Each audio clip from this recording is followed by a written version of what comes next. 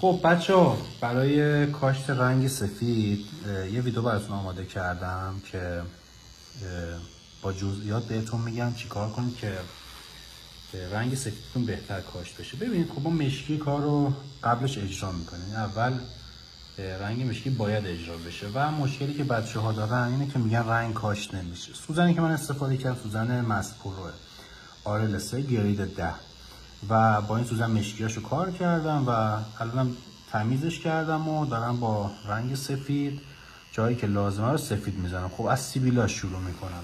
خب بهتون نشونه که چقدر راحت میگیره.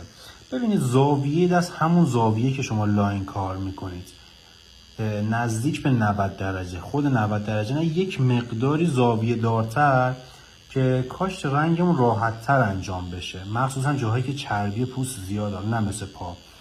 به این صورت حالا پوست رو یه خورده میکشیم و